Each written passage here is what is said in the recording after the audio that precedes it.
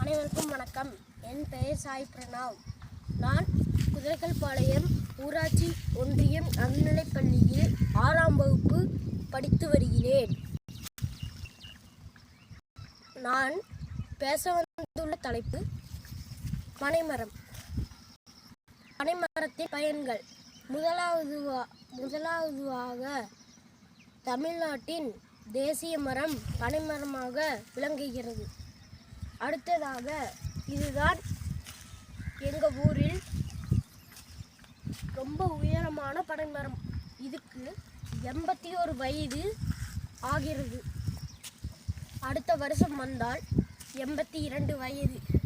இதனுடைய பயன்கள்: நுங்கு, பனைங்காய், ஓலை, வீடு கட்டுவதற்கு உதவுகிறது.